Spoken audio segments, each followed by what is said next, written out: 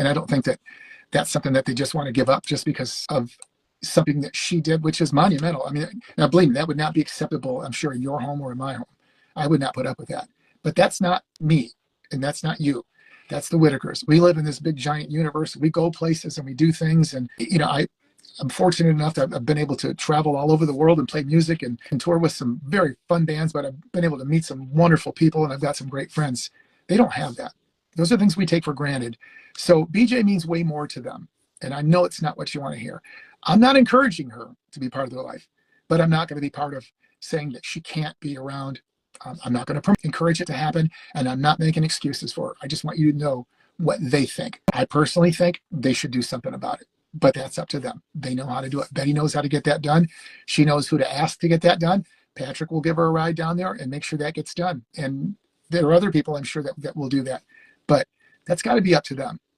Right now, that whole family's hurting right now because of what's happened. This has been very traumatic for all three of them. Can you imagine, Ray? I mean, I can't get that image out of my head. I didn't see it happen. I can't imagine that poor guy smiling all the time. His knees swelled up that big, and he's smiling and pointing at it, and Eric's putting lotion on it, and he's pulling his pant leg up and walking around, and he's living in conditions that there's no way that any of us would live in. And the things that we take for granted would be luxury to them. But he was happy there. And one day he was pulled out of his home. Now, I'm not saying anything bad about the state. Trust me on that. I'm not. Those people are incredible people to do what they do. You know how hard that must have been for them? They knew who they were, and they knew what they were having to do. They were forced to do that. They didn't have a choice. They had to go in and do that. 5-6 years ago, whenever it was when Mark was in there, they were brought to the whole nation knew who the Whittakers were. They become famous nationally. So you can bet your butt that people in Beckley know who they are, and all the little surrounding towns know who they are, and people driving around there, they know their business, and you can guarantee that that they all know them. And nothing had ever happened in the past. And here's where it comes back full cycle with the state. They've got their hands full. They do. And if you think that the Whittakers are the only people that are like that and living in those conditions up there, they're not. There's no way they could handle the load that's going on up there. They've got their hands full. It is unbelievable. So, what I think needs to happen is that I think that they're going to take care of them. We're going to work with them hand in hand, and we're going to try to get them back. And that's what we're going to try to do. Is it going to be guaranteed? No, we can't guarantee it. We don't know. What we do know that they're in custody right now, and we're being told that they're together, which is a good thing, that Ray, Timmy, and Lorraine are together. And they're going to be, evaluated mentally and physically, and that's a good thing. So hopefully, that they're getting through this. They're strong enough to get through this, but this has really got to be a very tough thing. I know the only life they knew was being home. What is home now? Unfortunately, it can't be the same house that they're in. So there's a lot to do there. I mean, there's a ton to do there. Some of the options are Patrick has opened up his home. It does need to be remodeled, and that's under progress. We need a ramp and, measure doorways, that kind of thing. I'll be out there helping him with that. But I think what's going to have to happen, though, is that we're going to have to look at some other things like some used homes, some things that are suitable and sound. It may not be the prettiest thing in the world, but building a new house, that's not an option right now. There's just not time for that right now. I want to talk to you about what I see from an educational standpoint and getting the attention of the entire world right now. There are millions of people following this right now. The educational side of this thing is to see an area that's been forgotten. And there are programs in West Virginia. There's just not the abundance of programs that there are in the inner cities. And are the Whittakers able to go and seek those things out themselves? And I don't think that's possible. That just doesn't seem like that's going to be something that is going to happen without some help. So we need to be there for them. We're looking into all those things, but it's almost a forgotten land. And there's a lot of people in other cities that never seen it. There are children that have never seen a chicken before. They've never been in a farm. They've never seen anything like that. Can you imagine? They don't even know that people live this way. And I could think back when disciplining my children about how fortunate they were to have the things that they had. Had they seen how some people have grown up and lived, it would be a very humbling experience for them. And I think it's a good education that people do that. So I think, I do thank Mark, Patrick, and I do thank Eric and everybody for bringing that to the forefront. It's not all about money for them. They may not have known that that's what they were doing, but they've educated a lot of people. I have some family in that same situation. I have a great uncle in Kentucky. My dad is from Mud Creek, Kentucky. And I remember some cousins and my uncle. And as a kid, I found out later why that situation was the way it was. And I see that a lot in the Whittakers. So it's very sad, but it does happen. And this situation with Whittakers specifically were some things that happened 70 years ago. They didn't ask for this. 70 years ago, dark cloud happened 70 years ago, and it's been following them ever since. They only know one life, folks. It's hard to put into words when you're describing what they're going through, but it's not a freak show. These folks are unfortunate. These folks don't have and will never have the things that we have. They just won't. And it doesn't matter what happens. They could win the lottery. They won't know what to do with the money. They're happy and content with the way they were. They can't go back to that because the limelight was shown on them and it was overexposed for a lot of things going on. State comes in, takes them away. Now things have to change. So you're not going to hear real specific things. Here's what day they're coming home, where they're going to be, and it's not going to be that way. This is going to be a slow process, but somebody has to do it. And it doesn't have to be me. It does not have to be me. In fact, I prefer whoever's still sending the mad faces up there that they roll their sleeves up and get in here and do it for no money. I'd like to see that. I think that would probably cure that. Those would be tired faces going up there with the hands, not mad ones. It would be a whole different demeanor, but let them be that way. And I do want to kind of take some questions. So I'm going to try to get in there and see, they're going by so fast. Okay, let me see what we got here. How is Betty going to survive? That's a good question. You know, we're concerned about Betty's health right now. She's extremely hurt. You can imagine. Betty's been the caretaker. She's feeling a sense of failure. She's yearning. I mean, her heart has just been ripped out of her chest. That's her family. She's been taking care of them. Those are like her children, folks. Betty has been the caretaker. She's the one that people talk to. She translates for them. She makes sure that they do that. Betty cooks.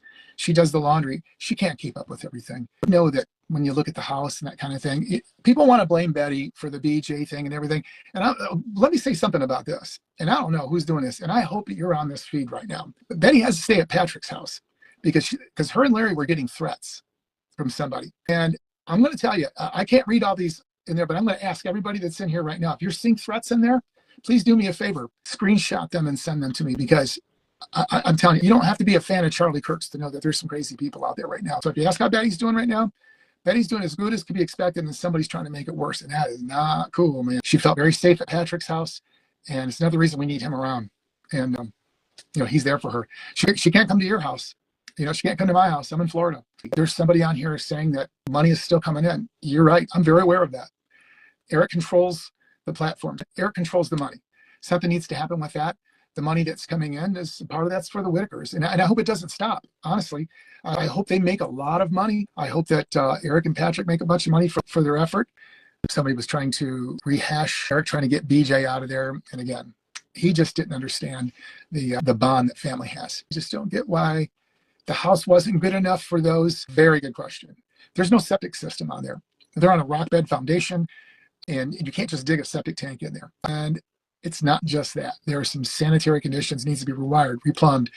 There's rotting going on in there. There's been a lot of work done on that thing. It's not been cared for.